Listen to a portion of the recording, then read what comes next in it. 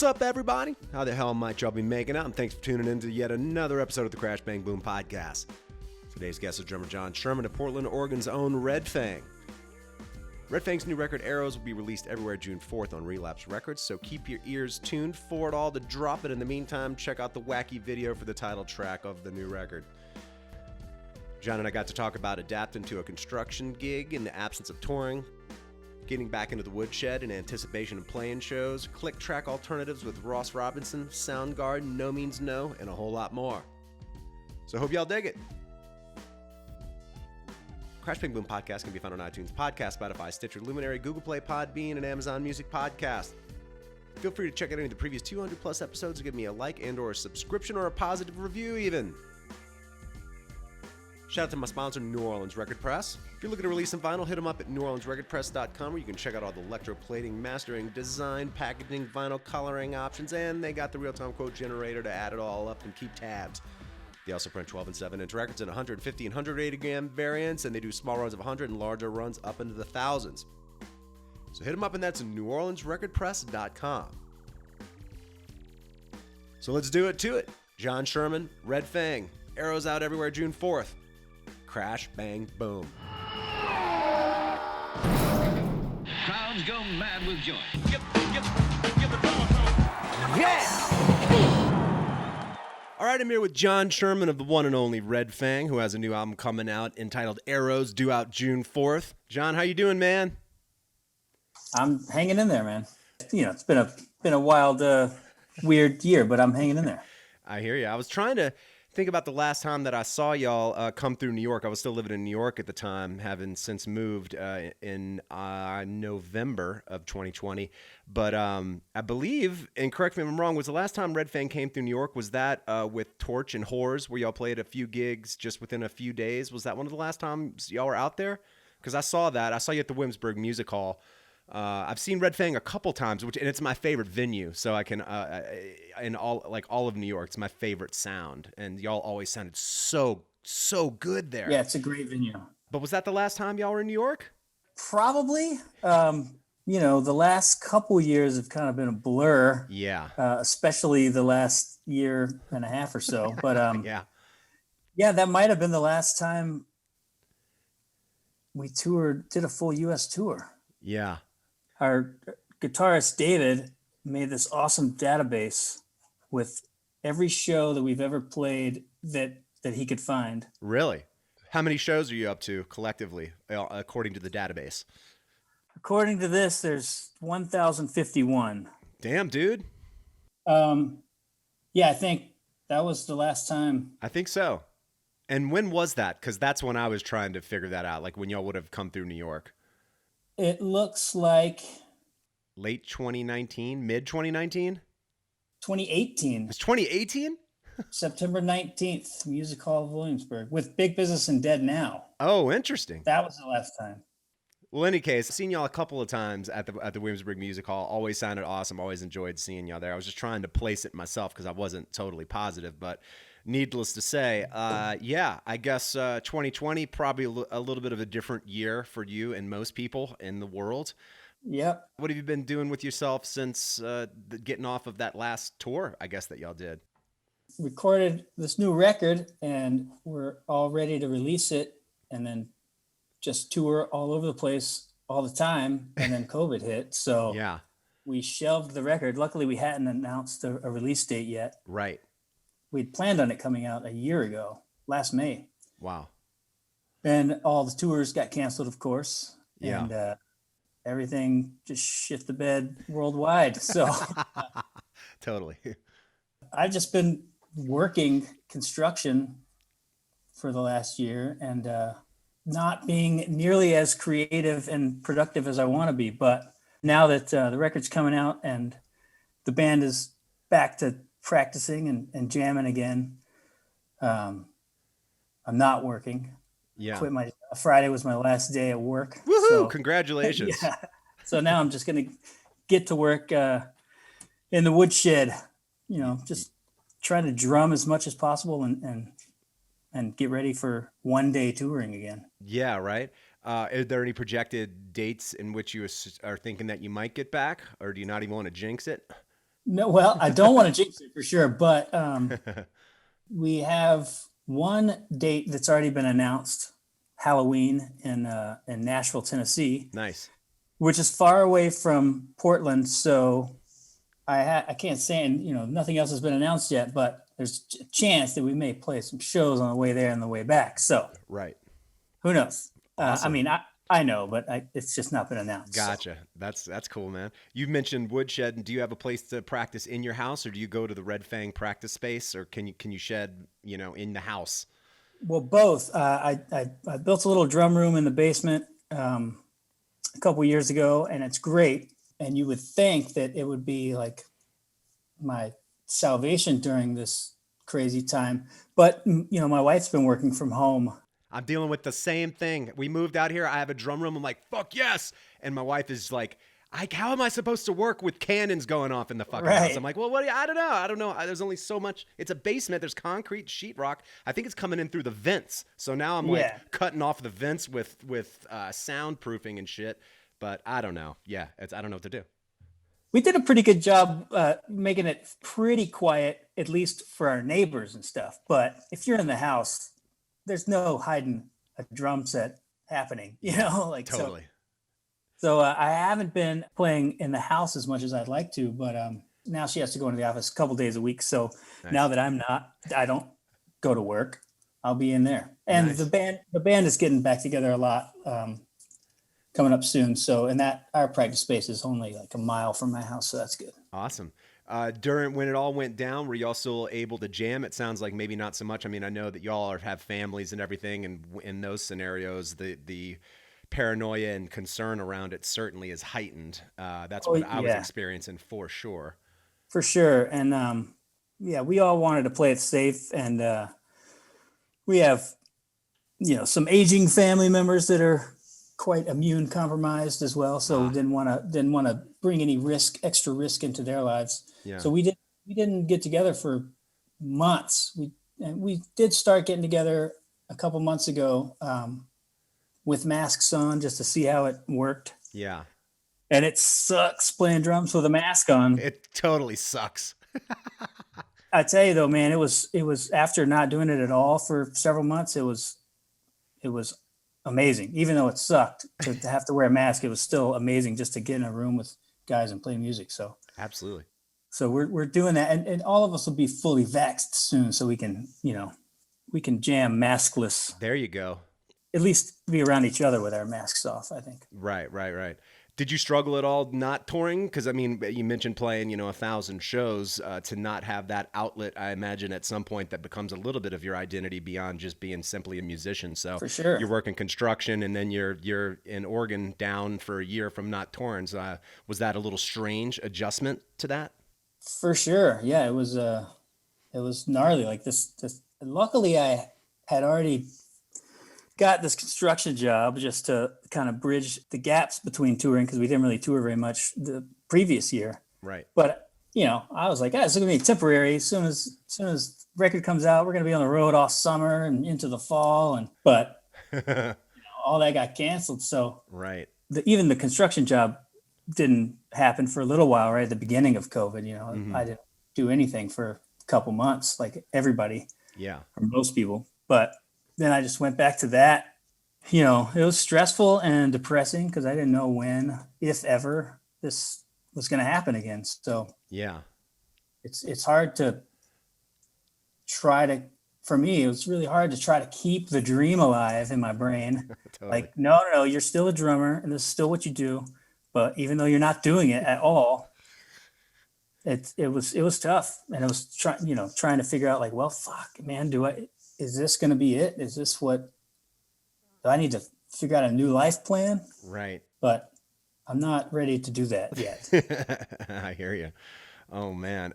Going back to the recording of the record, was there much difference in how y'all prepped as a band to record it and or the recording process itself? I know that y'all reunited, to my understanding, with a producer you'd worked with previously, correct? Yeah, Chris Funk. He produced Murder the Mountains and Whales and Leeches. Nice. And so, we had worked with him before. We were comfortable with him. And for this record, the the last record, Only Ghosts, we recorded with Ross Robinson, which was great. And we lived with him in his house in Venice Beach where he had a studio. Nice. So we were like fully immersed in the album 24/7. Awesome.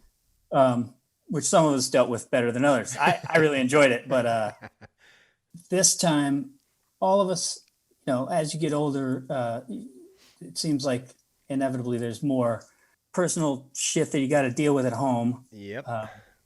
And so all of us needed to be or wanted to be home during this period. And so we wanted to record in town.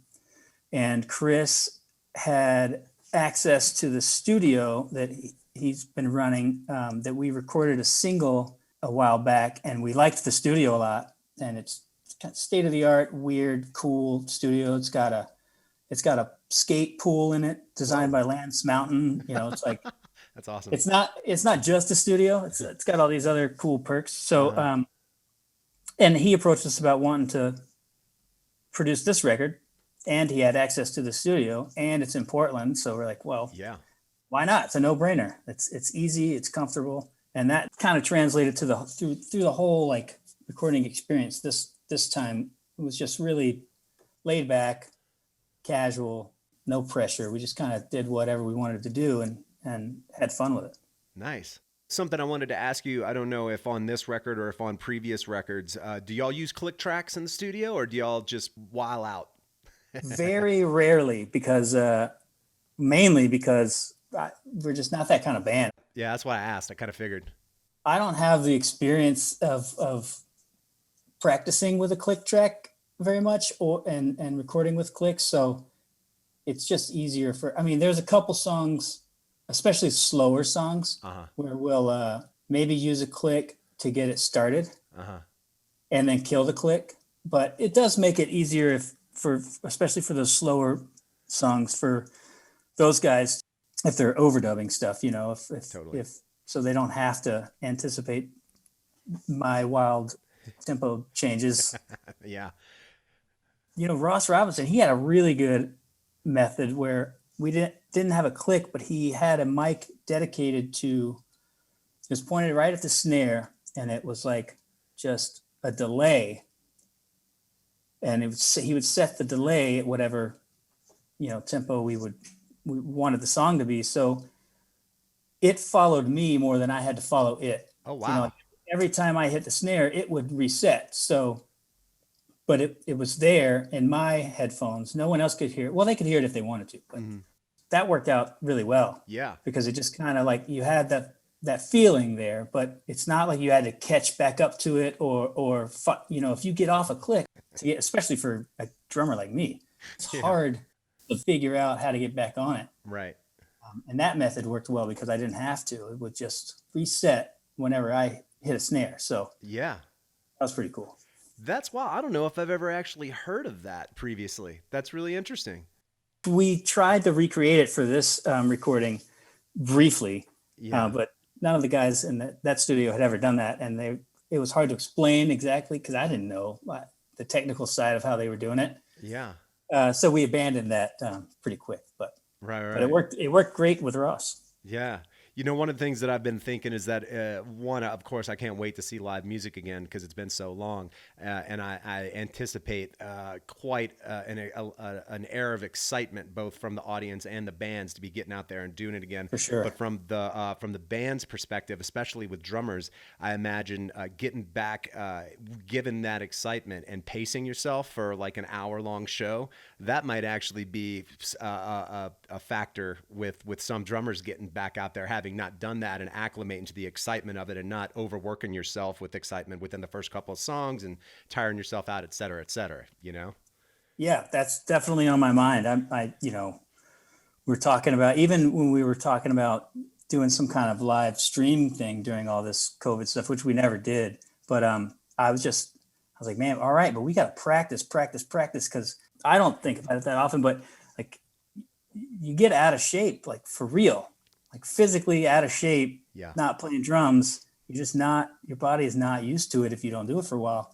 And just the first couple times Red Fang got back together as a full band for full band practice, just making it through like 4 or 5 songs in a row, just in a practice space, you know, was like, oh, Jesus, like, this is not easy.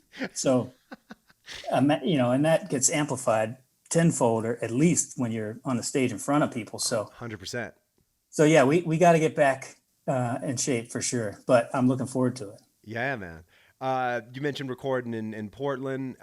Is the kit that you used on Arrows, is that this one of your kits or was that a studio kit?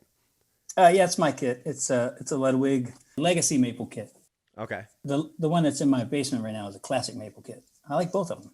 Yeah. But yeah, my own kit. Awesome. How long have you been playing Ludwigs? I'm just trying to remember if that's what I've seen you play live. Probably back then I might have been playing a Q kit. Okay. I think I had a stainless steel Q kit on that tour. Right on. Yeah, those kits are amazing. I love the Q drums. I've interviewed Jeremy Berman of Q drums, and I love their drums. They make some amazing kits. It's crazy. Yeah, they do. They got awesome drums, and I had a chance to get on board with Ludwig, and I was like, well, I mean, come on, it's Ludwig. I got to. Yeah, right? It's like the dream drums. Totally. For me, I love Ludwig's. Absolutely. Absolutely. They're amazing drums. During the downtime, working construction, et cetera, just being around the house, did you find that you obsessed over any new records or old ones that you revisited that kind of became the soundtrack for the fucking pandemic? Well, I listened to a lot of jazz, a lot of mellow jazz, and just mellower stuff in general to calm the pandemic anxieties. That's what I should have done. I went the other way on the end of the spectrum, and now I just have more anxiety because I'm like fucking cranking blasting ass metal in my truck. Well, that works great sometimes too. I mean, that's what I'll do. Like on the way home from work is, you know, Slayer or Judas Priest or something. But yeah, on the way to work, it's like Milt Jackson and, you know. Sure. I love that stuff. Some mellow stuff. Also, I love Can. Oh yeah. What a crazy band. Any band that's got like a, you know, 19, 20-minute song with just a kick-ass drum beat that's almost the same through the whole song. I love that kind of shit. Yeah, absolutely. Red Fang's been a band for about 11 or 12 years. 16. 16, I was off. All right, by at least 4. Over the course of those 16 years, and you mentioned sort of getting back into the instrument and whatnot, and how challenging that can be. With having played 1,000 shows, were there any drum-related injuries, or at the very least, just soreness that you had to address, and maybe then adjusted, either setup, ergonomic adjustments, etc. from that? Well, the worst wasn't. It didn't happen because of drums, but there was a tour several years ago where I twisted my ankle, sprained my ankle, my right ankle, my kick drum ankle, really, really, really bad on the like 4th show of the tour. Ooh. We had a month to go, and had to go to the hospital. They thought it was broken, and X-rays said it wasn't broken, but it, you know, it was huge and purple, and I could barely use it. I couldn't walk on it, but we couldn't cancel the tour, you know? So we just had to kind of adapt. And luckily, you know, we had a decent sound guy on that tour, and I was like, dude, just crank the kick, because I can barely tap it, and crank it in my wedge because I need to hear it. And I just adapted so that, you know, anytime I had like a fast little double kick or something, that wasn't happening. Right. Anytime there was like, basically I just had to kind of dumb it down, but it worked. We made it through the whole tour. Wow. And it was crazy. I was on crutches and you know, I'd like get on and off stage with crutches, but then the adrenaline of the show and lots of booze would, you know, kind of kill the pain. Damn. For at least that, you know, hour that we were playing or whatever. But that was the worst injury. But I also have a tear in my rotator cuff that I think was probably because of, you know, drumming so much and not being in awesome shape. But I did a lot of physical therapy for that, and that helps. But, you know, of course, as soon as you stop hurting, you stop doing the physical therapy. Right. And then it starts to hurt again. Yeah. So I need to get back on that too, especially before we get back out there after, you know, not being out there for a while. Absolutely, man. It's a physical thing. And, you know, I ain't getting any younger. So Ain't that the truth? Going back to those early years with Red Fang, when you sort of reflect on it's, I love asking people this because it's funny when a band starts out and you're just willing to take any gig or whatever it is. You can both get paired with ridiculous bands that don't make any sense on a bill, or the show itself can be absolutely absurd for a myriad of reasons, be it the club owners, the crowds, equipment malfunctions, you name it. But going back to those early years, or any of those gigs that stand out in your mind as being especially kind of ridiculous for any of the aforementioned reasons? Well, I mean, there's a lot of gigs that are ridiculous, but that's all kind of part of the fun of it. Right. In France and Switzerland, especially, they have dB limits. I've heard about this. Sometimes that is completely ridiculous because the limits are so low that you can't turn anything on. Right. So we were at a show once where they had limits and they were strictly enforced. They wouldn't let our sound guy push anything up at all. So we just turned all the monitors around towards the crowd so they could at least hear, the vocals, because they were coming through the front of the house. So, oh my God. Yeah, that one was fun. As far as getting booked with bands that don't make sense, that happens a lot because I think we're the kind of band that's kind of hard to pin down, like sure what we really sound like. Mm-hmm.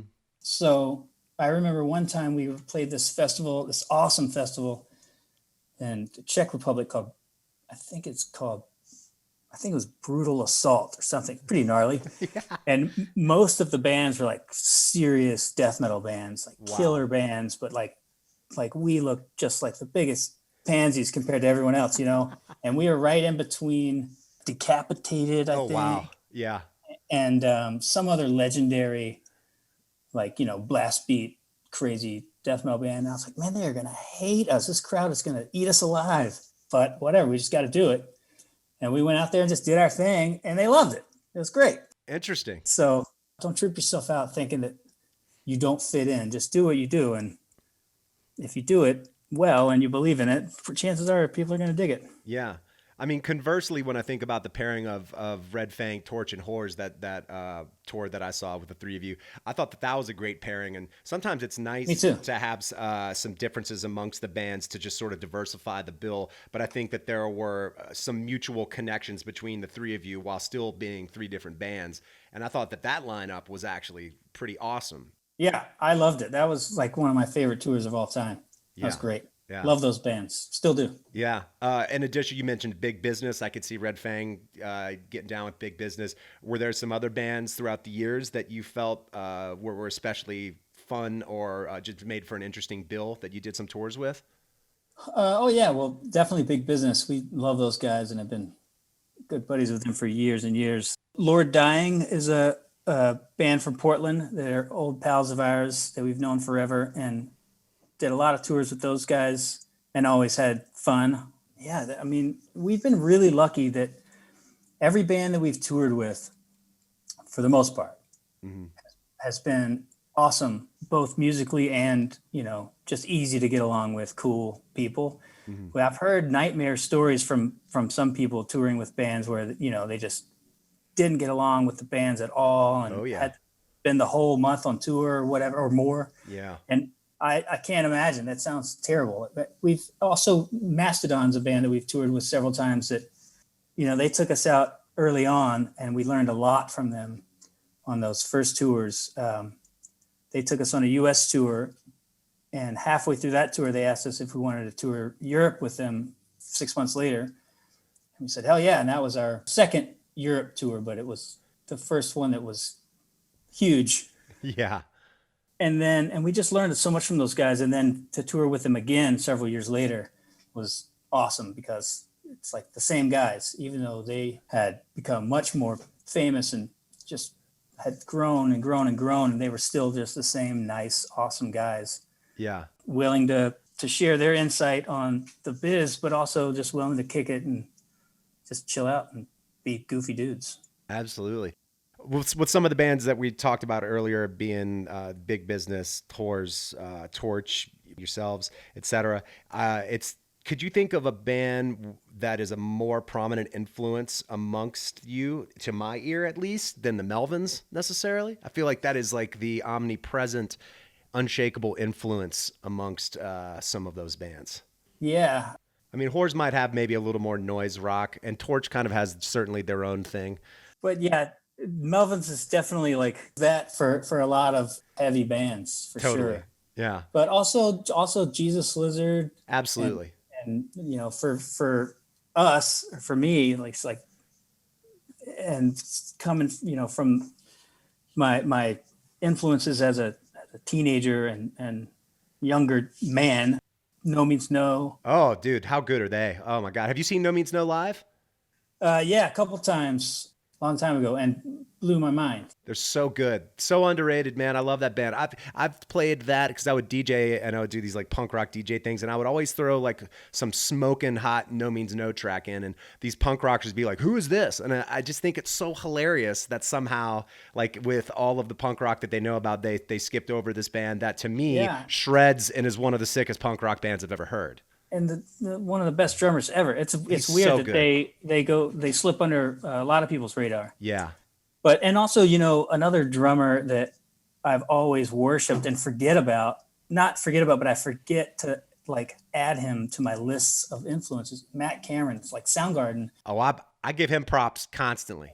Oh, so good. Not that Soundgarden's underrated at all, but Yeah. it's just one of my favorite bands that I forget to mention often. Yeah, absolutely. I've said it before. It's just like the combination of such an incredible vocalist, performer, songwriter, lyricist, frontman, etc., and Chris Cornell. And then like you couple that with like Matt Cameron's drumming with that. I mean, it's outrageous. It's no insane. wonder the band was absurd. They're one of my all-time favorite bands, hands down.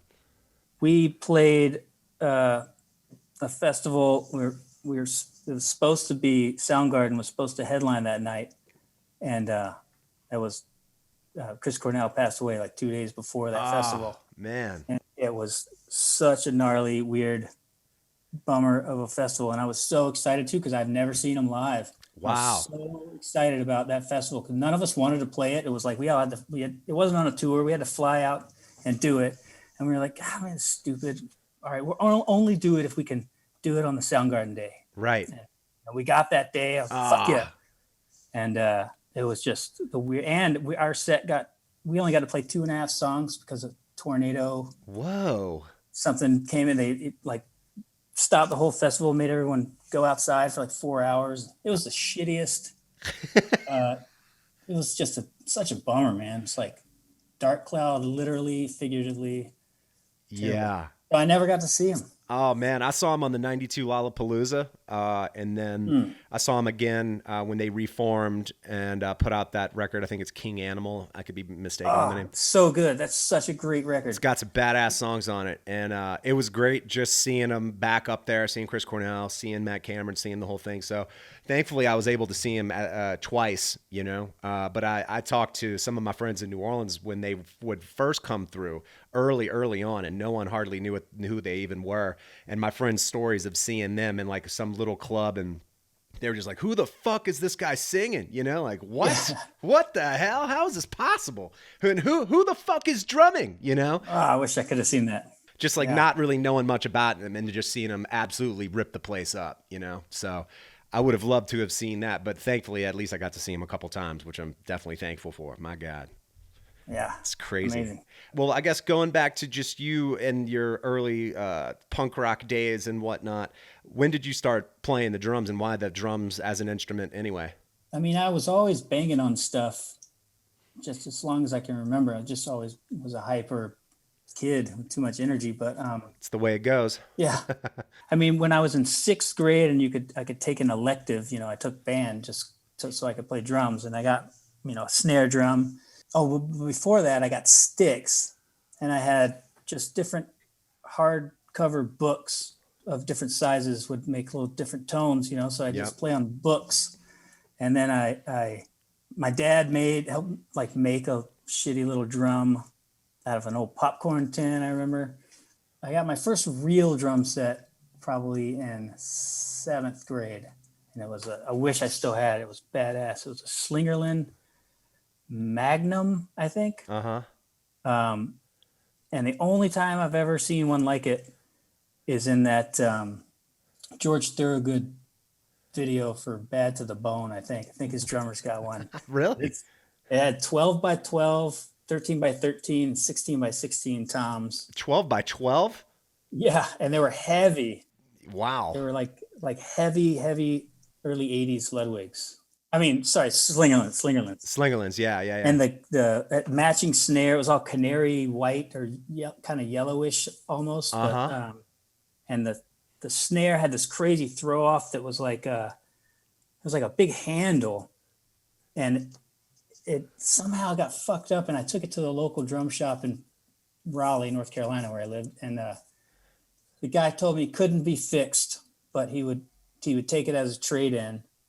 So I traded it in for like $25. There you go. Oh, and God. he fixed it and sold it for $100. You know, like, God damn it!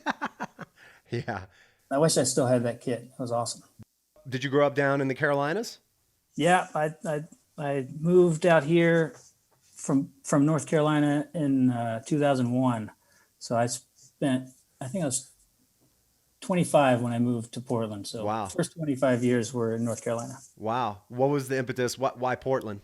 Well, the band that I was in North Carolina broke up, and I knew that I wanted to get out, move somewhere. I had friends out here, and I had friends in San Diego, and I was kind of trying to figure out which place to move. And all my friends in San Diego were like, "Don't move here; it sucks." I'm like, really? And they're like, "Yeah, it's too expensive, it's too big." And Portland at the time, at least, was really cheap to live. Yeah. You know, like you could rent a 3-bedroom house with a basement for $600, so you could have a practice space and a yard and everything for nothing. Right. Then there's trees out here, and it checked all the boxes: cheap, Right. and liberal, and cheap. Yeah, exactly. And there was a bunch of people that I knew out here that I wanted to play music with. So How long before, I forget which year you said that you moved out there, how long was it before you ended up doing Red Fang for moving out there? I had known Brian already because he used to live in San Diego, and my old band in North Carolina when we got to be buddies from touring, swapping shows, and he had already moved up here. So when I moved up here, he was like one of the first people that I wanted to play with, but he was in a band called Last of the Juanitas. And, Okay.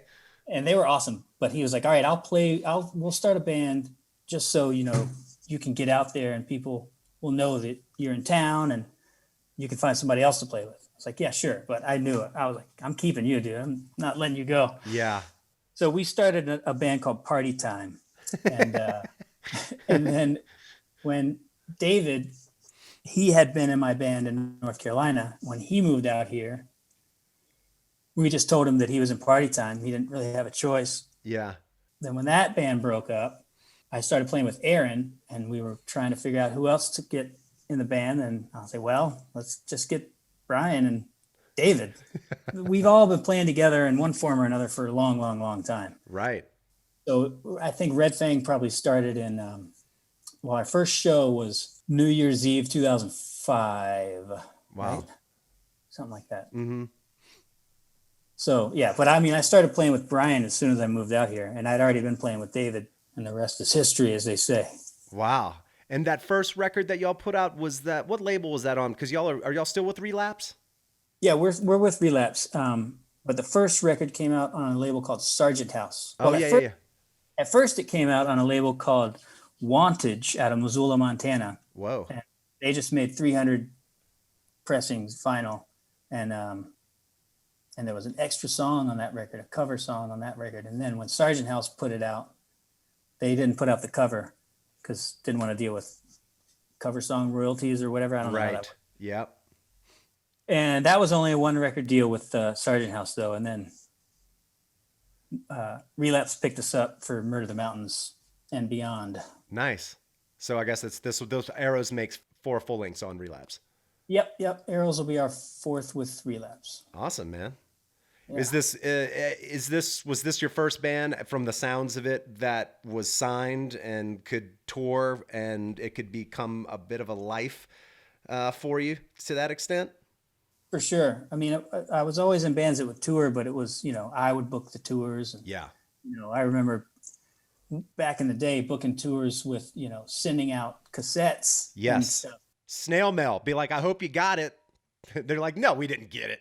and if they got it, like, what are the chances they're even going to listen to it? Phone cards. And exactly, phone cards because of area codes. It was ridiculous. Pre-internet, there was this Maximum Rock and Roll put out a magazine every year called Book Your Own Fucking Life, and it had tons Right. of venues or even just houses, just people. Sometimes you'd call up and they're like, "Oh, it's my mom's house. You can have Yeah. a show." And you're like, "All right, fuck it." Sell some t-shirts or something. Right. Oh my God, that's amazing, man. Well, I was going to ask you about your other band that it looks like put out a couple songs, at the very least, a couple singles. Is it Via Veil? Via Veil, yeah. Yeah, we started to do stuff and then COVID and everything, but we're still planning on doing stuff. We haven't got together in a little while, but yeah, that's just another little fun side project that I hope ends up having some legs at some point. Yeah. The other one of the members I was reading is from At the Drive-In in Sparta. Did I read that correctly? Yeah, Keeley, he was in At the Drive-In for their last record, and he was in Sparta, and he was in a band called Engine Down for years. Right. Yeah. And it's crazy that we never knew each other until recently, because he grew up, we're almost exactly the same age. And when I was in North Carolina, he was up in Virginia, and we were going to the same punk shows and listening to the same bands and stuff, but we never met each other until a couple years ago. It's crazy. Wow. That reminds me of a night I showed up at a bar. I blacked out, rode my bike to the bar, told my buddy to come meet me at my house and pick me up. Forgot that he was coming to pick me up at the house. Rode my bike to the bar on a blacked out stage. Met a guy that was like, we went to all the same shows in New Orleans as kids. And I was like, how long have you been in New York? He's like 15 years, like after Katrina. I was like, I came up after Katrina. We were at the same shows. But I was so wasted, I didn't get his name. I don't remember. And when I left, like I had a Bluetooth speaker. It dropped out of my book bag. A bus ran over it, and I didn't throw it in the garbage. And it was my wife's. And then she just showed up the next morning with like a pancaked Bluetooth speaker. I was like, oh shit. And then I was like, oh, but I met the guy from New Orleans who went to all these shows. She wasn't excited at all about that. She was pissed about the fucking Bluetooth speaker that got flattened. But yeah, it's bizarre. Life is bizarre sometimes. Small world, man. It gets smaller every day. It's true, man. Well, aside from a show, I guess, coming up and hopefully bridging some together, let me know if you come through Utah, via all the way out to Tennessee. Yeah, well, we usually do. It's like, it's there's not a lot in between Portland and Denver other than Salt Lake and Boise. So Yeah, right. Nice. That'd be great. I'd love to see y'all again, man. Always enjoy seeing you. are you in Salt Lake? Yeah. Yeah. It would be absolutely. It's already bizarre moving from Brooklyn to Salt bet. Lake City. Like I can't imagine living in like rural Utah from Brooklyn, Yeah. I love it out here. It's cool. I mean, it's especially getting super nice now. It's like 70 degrees. The trees are all coming in. You can go to southern Utah, hit Zion National Park, go to Bryce Canyon, drive up Highway 12 or Interstate 12 up through the state parks and shit. So to be able to just go do that, my birthday's in July, so we're going to Idaho, go do some mountain biking. I'm like, man, it's cool now, and it's a great change of pace. We bought a house, like I said, I have a drum room, and my wife is actually gone today. So I'm like, after I end this call, I'm gonna go beat the shit out of the drums. Me too, man. Same thing. My wife's actually in the office today, so I got the house to myself. There you go, man. Right on, John. Well, it was great talking to you, man. Congrats on Arrows, and yeah, I look forward for both, obviously, all live music coming back, but certainly seeing Red Fang again live. I always really enjoy seeing y'all. Yeah, man. We'll see you soon. I'm sure we'll be through Salt Lake before too long. Awesome. Sounds good, man. I'll talk to you soon. All right. Thanks, buddy.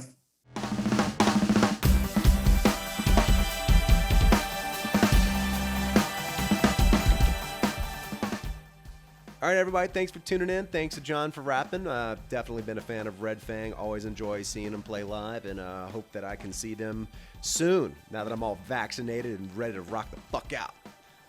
Come on, y'all. Let's get it together. Get this rock shit happening in the entertainment industry happening along with it. Crash, bang, boom.